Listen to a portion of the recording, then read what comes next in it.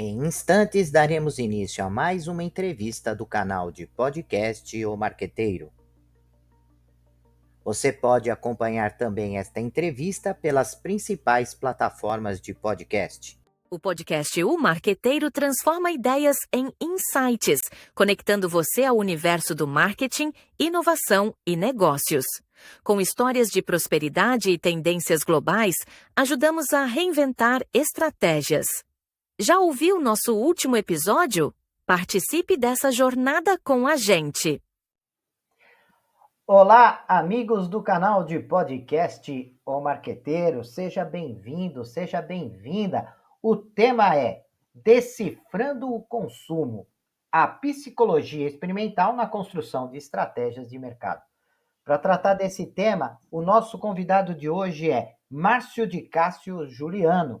Ele é apaixonado pela educação, isso já dá para perceber, acompanhando o Márcio no LinkedIn, já dá para perceber a sua paixão pela educação. Ele é formado em administração e especialista em gestão empresarial e mestre em psicologia experimental. Daí o tema, né? Daí o convite para o Márcio. A análise do comportamento docente e coordenador do Centro Universitário Fundação Santo André, diretor de projetos no Instituto Fundação Santo André. Márcio, muito obrigado por aceitar o nosso convite para bater um papo com os nossos ouvintes do podcast O Marqueteiro. Beleza, Luiz. Eu é que agradeço aí pelo convite, né? Estou muito lisonjeado de estar por aqui, no Marqueteiro, né? Com um alcance tão longo, tão qualificado. A gente estava conversando há pouco aí, né? Tem uma audiência bem qualificada aí e a gente vai procurar manter o nível dessa qualidade aí para manter o Marqueteiro sempre lá em cima. Muito obrigado pelo convite mais uma vez. Estou aqui à disposição. Nós é que agradecemos. Aliás, quando você falou marqueteiro, eu lembrei que esta semana nós recebemos no canal de relacionamento do podcast uma pessoa falando, poxa, eu estou assistindo as entrevistas de um bom nível, né, com palestrantes e entrevistados com conhecimento fantástico. Você não acha que deveria mudar o nome do canal? Porque marqueteiro é visto de uma maneira pejorativa pelas pessoas. Ainda tem. E ainda tem isso, mas enfim, eu quero aproveitar, né, essa oportunidade de falar que foi justamente por isso que nós colocamos, foi uma provocação de mostrar que o profissional de marketing é um profissional sério, baseado em pesquisas, em estudos de mercado, né, e que não tem nada a ver com profissionais que muitas vezes utilizam destas ferramentas de uma maneira inadequada. Isso acontece em qualquer profissão. Você pode ter um médico que faz uso do seu conhecimento para o bem, ou pode ter médicos que usam esse conhecimento para fazer o mal. Isso sempre foi assim. Você pode ter uma ideia e construir um avião para levar as pessoas de um lugar para o outro, ou um avião para levar bombas para outro país. Localidade. O problema não é o avião, né? O problema é quem faz uso destas ferramentas. E o Márcio está me dando esta possibilidade de falar sobre isso, né, Márcio? Exatamente, não é porque é marqueteiro que usa o marketing no sentido pejorativo, ou lá com má fé. Muito pelo contrário, né? É uma forma até carinhosa de falar marqueteiro, e eu vou até conversando um pouco aqui, a gente vai até provocar, né, essa desmistificação, porque muita gente fala assim, poxa, mas o marketing é vender, né? Marketing é vender, vender, vender. Não, marketing não é vender, né? O marketing também é vender, e muitas das ações de marketing culminam aí no aumento de venda, seja em valores, em dinheiro ou em unidades, né? Mas o marketing não é só vender. A gente tem que entender isso, que o marqueteiro ele não quer enganar ninguém, ele quer fazer com que a pessoa sinta-se ali reforçada, sinta-se ali recompensada por uma compra e volte a comprar, né? Então, é mostrar que o produto tem alguns diferenciais para atrair esse cliente e depois fidelizar esse cliente, se relacionar com ele, né? e depois fidelizá-lo. É isso aí, né? Que funciona desta forma. E aí, só pegando esse gancho que você falou do marqueteiro, de desmistificar isso, se você me permitir, eu já vou Claro, começar a claro. falar um pouquinho aqui da análise do comportamento, porque nós temos esse problema dentro da análise do comportamento, né?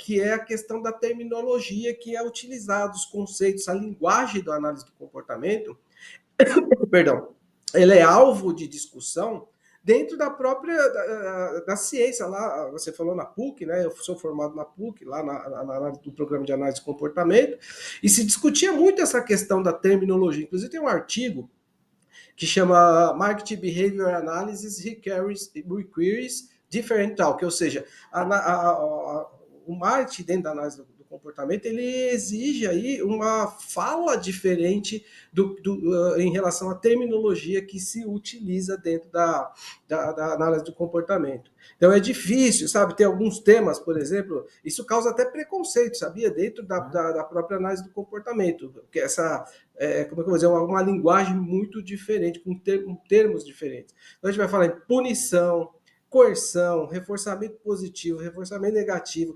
estímulo discriminativo, condicionamento operante, condicionamento reflexo, esquema de reforçamento, contingência, latência, intensidade. Quer dizer, tudo isso é muito difícil para o senso comum ou para quem não estudou entender. E a gente vai substituindo por alguns outros termos que fica mais fácil de compreender. Então, esse estudo que eu falei, para você ter uma ideia, essa discussão já em 1991 começou a se discutir essa questão dessa terminologia, da forma de se falar. Aí veio lá em 2008, vieram dois estudiosos, e começaram a falar exatamente, recuperaram, né, essa questão de falar, e olha que interessante, falando do marketing da análise do comportamento. Olha que interessante. A ciência da análise do comportamento, ela também precisa de marketing para ser divulgada. Pouca gente conhece. Eu, às vezes, me apresento, a pessoa fica olhando para mim assim, nossa, o que será que essa pessoa faz, né? O que será que essa pessoa estudou? Análise do... a gente faz psicologia experimental, 2 pontos, análise do comportamento. E a pessoa, o que é isso? E esses dois estudiosos também foram para aí, que fizeram um ensaio dizendo que a linguagem da análise do comportamento atrapalha a própria análise do comportamento em termos de divulgação, de marketing. Então precisa se construir aí uma ponte para passar por cima desse gap aí de falta de entendimento, né? Então ela não é apresentada como um produto que pode ajudar uma empresa, pode ajudar uma pessoa, pode ajudar uma escola, principalmente, né? A minha área de estudo foi na educação, na análise do comportamento, então ela não é vista dessa forma. E a ausência dessas estratégias de marketing dentro da análise do comportamento contribui para desconhecimento da disciplina por parte do público leigo e de profissionais de outras áreas. E é Interessantíssimo, né? E é interessante a sua fala, né, Márcio? Porque nós percebemos que como o marketing vai buscar em outras ciências, em outros conhecimentos, o ferramental necessário para o seu desenvolvimento. Então, o marketing vai lá se inspirar na psicologia, na antropologia, na psiquiatria, né? Vai se inspirar em outras áreas do conhecimento, Neurociência. na neurociência, né? Fundamentalmente a neurociência. É importante você tocar nesse assunto, porque não adianta você ter um instrumento de captura de informações se você não tem a psicologia para fazer a interpretação destas informações, né? Porque dá às vezes a entender que a neurociência é algo que traz as respostas prontas. Não, ele traz um conjunto de dados, mas precisa da psicologia para fazer a interpretação desses dados, né? E a Exatamente. psicologia experimental é uma ferramenta dentro da psicologia importante, principalmente para conhecer o comportamento do consumidor, né? Em cada etapa de um processo de decisão de compra e saber quais são os gatilhos, quais são os pontos. Se nós olharmos o funil de vendas ou a jornada de compra do consumidor, nós vamos ver que o estudo desses gatilhos eles são importantes para o desenvolvimento de estratégias de marketing, não é isso? Sim, sim, sim, é bastante. Inclusive, eu vou te dar um exemplo aqui de um outro artigo. Esses artigos depois, eu não sei, eu já passei essa apresentação. Se você quiser divulgar essas referências, para mim não tem problema nenhum. Elas são todas de domínio público, então são acessíveis. Você consegue acessar pela internet. É, tem um estudo que foi feito em 1995. Olha só, 95, acho que a gente estava com fax ainda, não era isso? A Eu acho tecnologia que era sim. fax. Eu acho Era que sim. fax. Se não Eu não for sei, o eu não me, Telex, né? não, acho que o Telex já não era mais, era 95, acho que O já fax. era o fax. Acho que já começou o BIP em 95, ali, É, aqui no Brasil, né? é. Então, olha só, um estudo de 95 feito nos Estados Unidos, os pesquisadores começaram a pensar em marketing, tá? Esse estudo é da análise de comportamento, ela foi publicado no jornal de análise de comportamento aplicada, e eles fizeram o seguinte, eles queriam verificar quais seriam os efeitos das promoções de vendas com doces no varejo. Então a ideia deles era como é que tipo de resultado, consequência me dá uma promoção nesse segmento aí de doces no varejo. E aí eles queriam ver se tinha aumento em vendas, eles pegaram essa variável, né? Aumento de vendas e furtos. Olha que interessante, e furtos. Então eles desenharam lá uma metodologia, né, para conseguir aplicar. Fizeram um desenho ABA. Um desenho ABA, você tem uma linha de base, ou seja, a coisa como ela é, sem nenhum tipo de introdução Interferência. de uma variável, linha de base, do jeito que acontece. Introduziram lá uma contingência, fizeram a intervenção, que é o B, e depois voltaram para a linha de base. Eles fizeram numa loja de verdade, uma loja física, na real, e escolheram 20 produtos alvos, chocolates e balas para participar desse experimento. Fizeram 4 grupos. Um grupo reduziu o preço e exposição aumentava. Então ele reduzia o preço de determinado produto e aumentava a exposição desse produto na prateleira. O outro grupo só reduziu o preço do produto, outro grupo só aumentou a exposição e o grupo lá de controle não tinha mudança nenhuma. Então vou rapidinho aqui, ó. Quatro grupos, um reduziu o preço e aumentou a exposição, um só reduziu o preço e o outro acabou aumentando a exposição do produto. Eles mediam com o sistema óptico, né, com código de barra e também de inventários regulares físicos. Eles iam lá e mediam a quantidade de produto que foi vendido ou que não estava mais na prateleira. Você vai entender por que eu falei não estava mais na prateleira. Olha só. O que aconteceu? Aquela combinação de redução de preço mais a exposição aumentada duplicou as vendas dos produtos. Olha que interessante, né? Então, quando combinou redução de preço mais exposição aumentada do produto, você tinha lá quase 100% a mais de vendas. Quando foi só a redução do preço, as vendas aumentaram 28%, que também é um valor considerável, 30% aí, por conta da redução de preço. Aí, quando tinha só a exposição, aumentava a quantidade de produtos expostos, também aumentou as vendas ali em 35%. Enquanto isso, lá no grupo de controle, que nada acontecia, as vendas caíram 12%. Olha aqui, a análise de comportamento ela vai buscar umas coisas.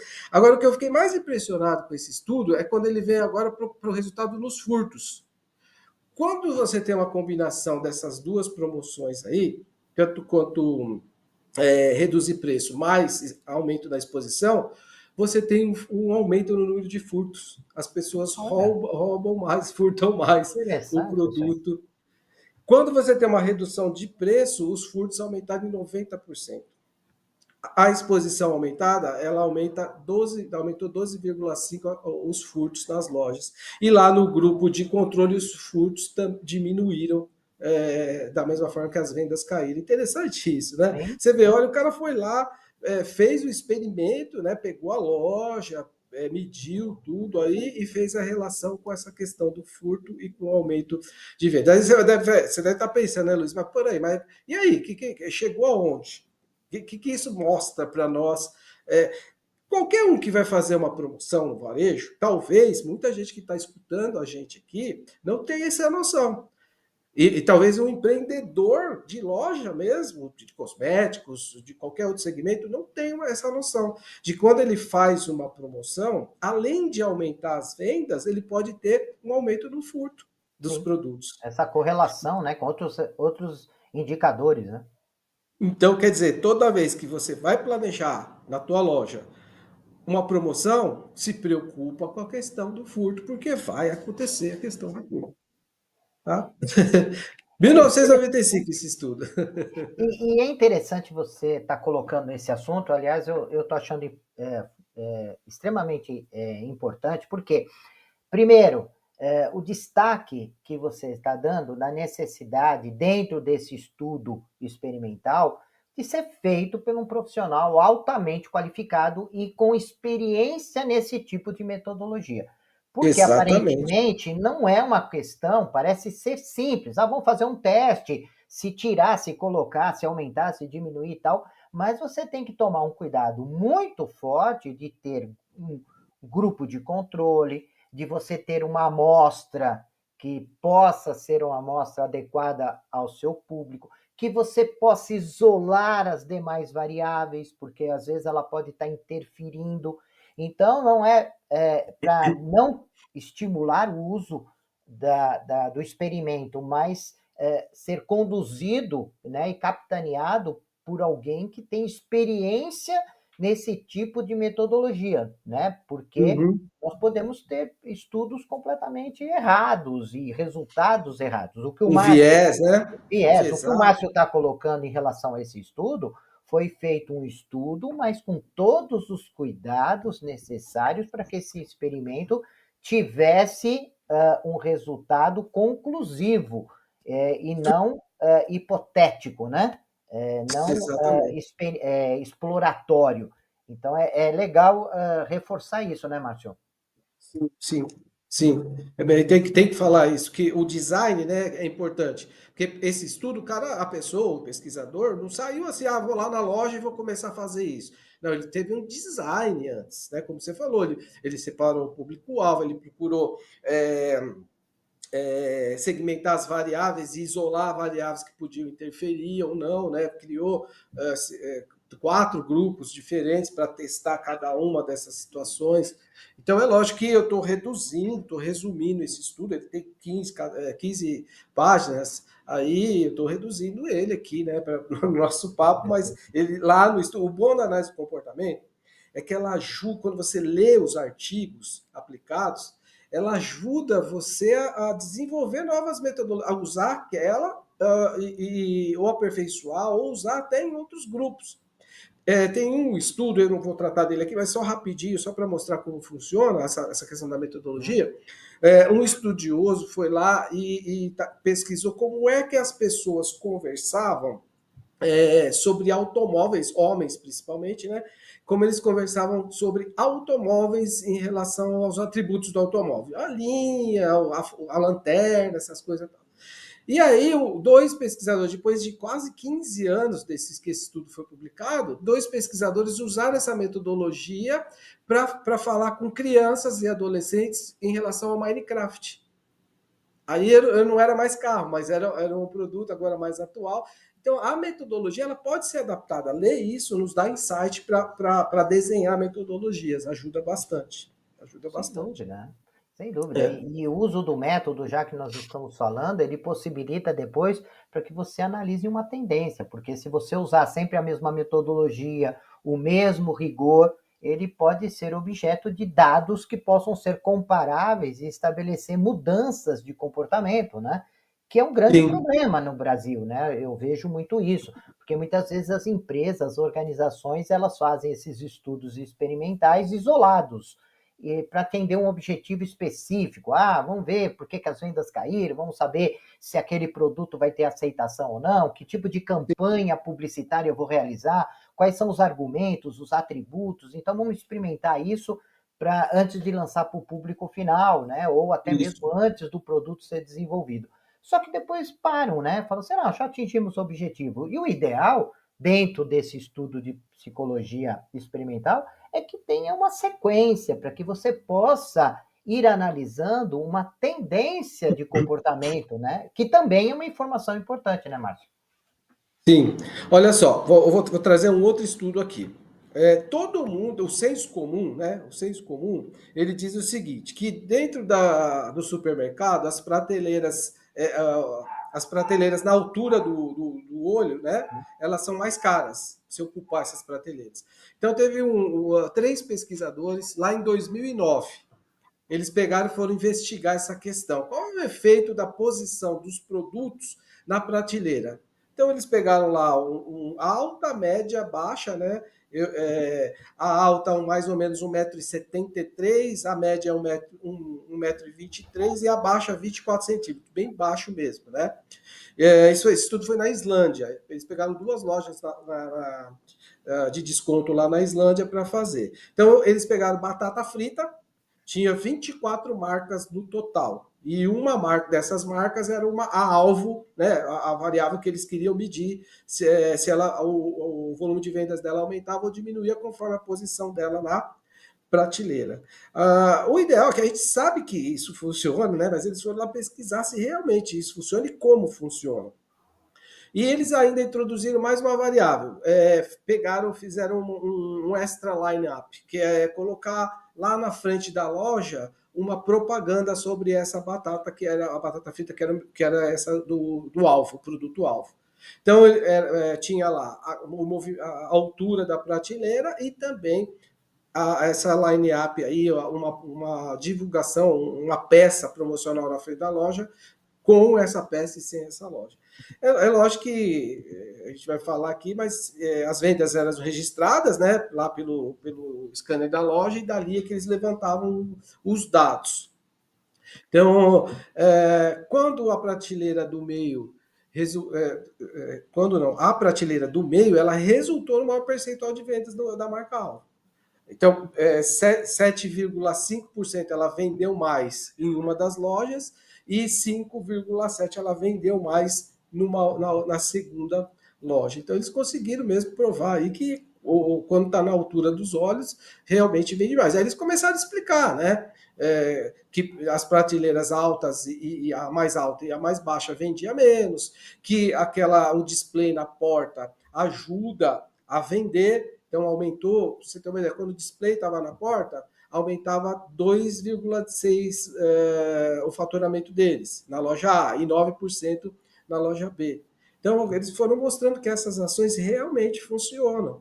Né? E tem muita gente que esquece. Hoje a gente tem o Indie Banner, né? Tem muita gente que às vezes fica escondido ali, você passa e não vê, e o empreendedor, o gestor ali não consegue colocar um Indie Banner ali para divulgar a loja dele. Então, esse é um estudo que está aí, mais um estudo experimental que mostra que é importante fazer experimento antes de a gente tomar decisão, por exemplo. Né? Se eu coloco lá, invisto num display, se eu invisto numa prateleira ali à altura dos olhos, enfim. Até o design da loja, né, pode ser influenciado por conta disso.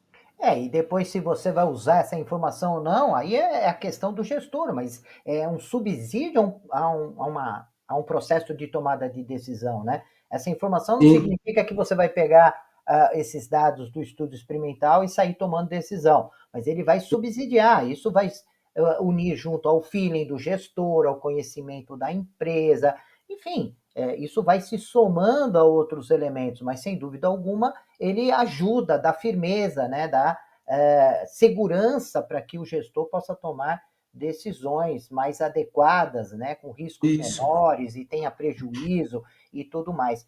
E outra coisa que é importante, né, que você está colocando e que esse nosso bate-papo acho que está sendo maravilhoso nesse sentido, né? As pessoas quando criaram os conceitos, por exemplo, o marketing tem o conceito dos 4 P's, né? Que é a estratégia Isso. de produtos e serviços, precificação, canais de comercialização e distribuição, a questão de comunicação. Esse conceito, né, que muita gente às vezes atribui ao Kotler, mas ele não é do Kotler, o Kotler só foi um organizador, um divulgador, que é de McCarthy e Perrot. Foi feito esse estudo a partir da observação desses dois pesquisadores. Eles foram a campo e falaram, poxa, o que que essa empresa está fazendo e ela está tendo um bom resultado em marketing e vendas? Olha, ela trabalha bem o produto, ela tem uma estratégia adequada de preço e etc, né? Eu estou falando tudo isso, né, Márcio, porque muita gente acha que daqui por diante, perguntar para o chat GPT como deve fazer, ele vai responder, né? Primeiro você Ah, precisa saber perguntar, né? primeiro você tem que saber perguntar. E outra, o chat GPT vai pegar os estudos que estão aí no mercado, mas as coisas mudam, né? E o que o Márcio está falando de você arregaçar a manga mesmo, de ir para campo, observar, testar, experimentar, isso não pode mais deixar de existir. Você tem que continuar fazendo. É claro que a interpretação dos dados, uma escrita bonitinha, o chat GPT pode Ajudar. auxiliar nesse sentido, né? Mas tem que tomar muito cuidado, porque existe uma geração aí que acha que não vai precisar mais experimentar mais nada, né? Eu vou Que lá, nem pergunto, precisa estudar, né? Nem nem precisa nem precisa estudar. estudar. Pelo contrário, né? É indo lá na Fundação Santo André, né? Conversando com o Márcio, conversando com pessoas que têm experiência, que ele que vai construir o raciocínio necessário para que os dados e a pesquisa possa ser útil para o desenvolvimento de uma estratégia, né, Márcio? Isso é bom Legal. alertar, né? É lógico, lógico. Ó, um outro detalhe aqui, um estudo de 2019. Você sabia, você já reparou quando você pega o recibo numa loja, a nota fiscal, né, aquele cupom fiscal, você já reparou que algumas lojas ele vem muito grande? Sim, Ele vem num tamanho sim, exagerado? sim. Pois é, isso tem uma explicação. Em 2019, uma mulher, né, ela foi estudar sobre isso. E aí ela pôs a seguinte hipótese no estudo dela: o comprimento do recibo, o tamanho de um recibo, mesmo se não tem informações adicionais, com as mesmas informações, seja ele pequeno ou grande, ele vai influenciar a satisfação do consumidor com a experiência de compra. Olha que interessante. O recibo, ó, isso é dica quente, gente. O recibo que sai lá da tua loja, você pensa que você está gastando papel, né? Aquele papelzinho. Você não está gastando, você está fazendo, reforçando o teu cliente e melhorando a satisfação dele com a experiência de compra. Então, ela fez várias diferenciações, né? Incluiu variáveis aí nesse estudo e percebeu que o quê? Quanto mais longo é o recibo, maior é o reconhecimento do esforço investido pelo consumidor na compra. Olha só que interessante. Sabia disso, Luiz? Você sabia Eu dessa sabia. questão? Inclusive complementando, dias atrás, eu e minha esposa, nós fomos numa pizzaria e eu pedi, assim, quando eu fui fazer o pedido da pizza, eu falei assim, ó, olha, eu queria que você caprichasse no recheio, né? Porque a última vez que nós tínhamos ido lá, nós achamos que o recheio estava muito Tava ralinho, meio fraco. meio fraco. Eu falei assim, olha, capricha, né, no recheio. Quando veio a conta, no final estava lá o preço da pizza, embaixo estava lá um item chamado capricho, né? Tava lá produto em capricho e zero, né? Ou seja, ele não me Ah, tá. cobrou o fato de ter caprichado. Isso tem um efeito enorme, porque você fala, Lógico. caramba, eu recebi a mais, né, de produto e o cara não me cobrou nada, né? É. Porque E tá lá, né? E tá ali lembrei, ele está discriminado. escrito assim, discriminado no item, bem caprichada, e colocou um item de 00, ou seja, ele não me cobrou o fato de ter caprichado na pizza. Isso tem um efeito psicológico É. fundamental. Eu senti acolhido, eu senti que a empresa se preocupou comigo, eu senti que ela me deu algo e não me cobrou por isso, né? Eu recebi algo a mais do que normalmente estaria recebendo. Enfim, ele fez esse Valorizou trabalho. a sua experiência, né? É o que você está falando um pouco aí, né, Márcio? É isso mesmo. Pra você ter uma ideia, ela pegou, eu sei que a gente está com o tempo, deve estar com o tempo aí meio estouradão, Estourando.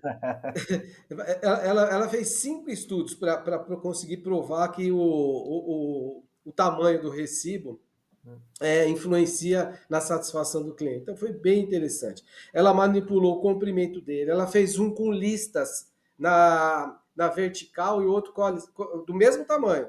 A gente sabe que com listas vertical, a impressão que tem é que ele é maior do que quando está com a lista horizontal, né? É uma ilusão de ótica, e até nisto influenciou a questão do tamanho. A percepção de ele ser maior acaba aumentando o nível de satisfação do cliente com a experiência de compra. Sem dúvida. E se você for ampliar isso, o tipo de letra, né? Se é itálico, se é, né? Porque vai dando uma ideia de sofisticação, enfim. É por isso que as empresas, né, Márcio, se preocupam, as grandes organizações têm uma preocupação enorme pelo corporate design, porque Exatamente. se mudar uma letra, se mudar uma cor, se mudar, isso pode ter um impacto na percepção do consumidor. Eu trabalhei numa empresa onde o corporate design, o manual, era uma bíblia, né? Porque nada podia, se o fundo é azul, como que eu coloco a letra, que tamanho, qual a altura, qual o comprimento, enfim, você tinha uma série de variáveis e por isso que as empresas, as grandes empresas, como Coca-Cola, Nestlé, enfim, se preocupam tanto, né, com o corporate Sim. design. Aliás, eu estava comentando isso outro dia numa aula e uma aluna falou assim: você não sabe como que é o Itaú, né? O Itaú tem um corporate design que, enfim, hoje em dia não tem mais impresso, mas está lá na internet e você tem que sempre olhar antes de tomar as decisões. Bom, Márcio, chegamos ao final. Queria te agradecer demais Imagina. esse bate-papo que foi maravilhoso, né? Foi Bom, que bom. os seus exemplos, deu para entender direitinho a preocupação, os limites e o quanto isso pode agregar de valor. E queria deixar esse espaço final para que você falasse aí do seu trabalho. Você estava me dizendo antes de irmos para o ar que na Fundação Santo André tem um depositório aí de materiais rico, né, de informações. Se você puder deixar aí o link, o e-mail, o WhatsApp, enfim, para que as pessoas possam falar com você e até mesmo acessar esse conteúdo que me parece um conteúdo extremamente rico de informações. Agora está à sua Sim. disposição aí o espaço. Legal, legal. Então, o Centro Universitário Fundação Santo André promove todo semestre, na primeira semana de aula, uma semana de talentos. A gente chama Semana de Talentos. Nós estamos agora em agosto, será a 13ª edição. E então todo esse repositório das edições passadas, ele fica ali armazenado de forma livre, qualquer um pode acessar no canal da Fundação Santo André no YouTube. Então eu convido vocês tanto para acessar o repositório, como também para participar da próxima semana, que será do dia 4 ao dia 10 de agosto. Então, lá no site da Fundação Santo André, www.ffsa.br, você consegue acessar aí toda a programação. Este semestre a gente vai fazer com o tema ASG. A gente abrasileirou, né? Em vez de ser ESG, a gente colocou o A de ambiente. ASG vai ser a temática lá da nossa Semana de Talentos. E dizer que, já que você abriu esse espaço aqui, lá na Fundação Santa Helena nós temos cursos de pós-graduação nessa área de experiência do cliente, UX, né, que a gente chama de UX, de experiência do cliente, atendimento ao cliente, que é um curso diferencial que muitas pessoas acabam esquecendo que é preciso se especializar no cliente. Isso tem livro que eu vou falar, né? Eu tirei de um livro que muitas empresas transformam essa jornada do cliente numa verdadeira batalha do cliente. E aí ela afasta o cliente dela. Em vez de trazer para perto, ela acaba afastando esse cliente. Então, eu deixo essa mensagem final aqui. Pensa sempre como é que, se o seu cliente está passando por uma jornada para ele comprar de ti, seja física ou online, ou se ele está enfrentando uma verdadeira batalha ali para conseguir comprar o que ele precisa ou o que ele deseja. Mais uma vez, obrigado, Luiz, foi um prazer muito enorme, adorei estar por aqui e precisando, pode contar conosco lá, se eu não puder, algum colega lá da Fundação Santo André com certeza atende aí, atenderá o teu pedido. Obrigado, viu? Que maravilha! E também reforço, né, que o Márcio é uma pessoa fácil de encontrar ali no LinkedIn. Se você tiver procurando um curso ligado a essa área e quer mais informações com o Márcio, que é coordenador ali, por favor, entre em contato com o Márcio, ele é super acessível. Eu fiz contato com ele, ele logo me respondeu.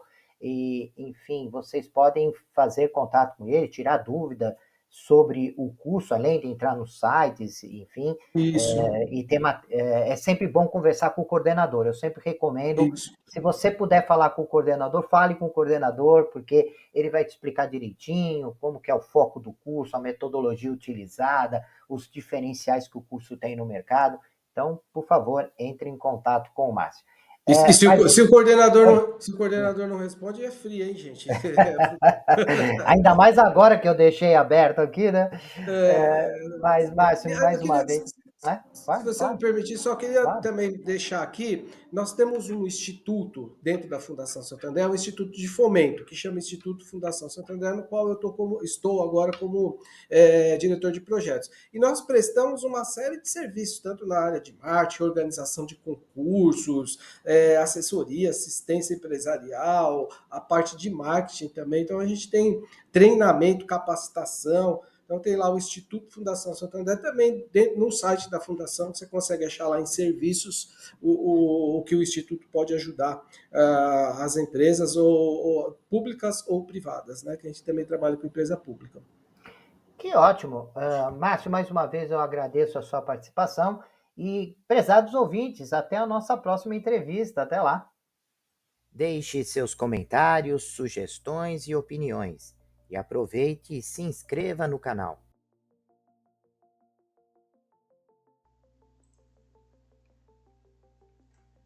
Olá, profissionais de marketing e gestão, estudantes e empreendedores.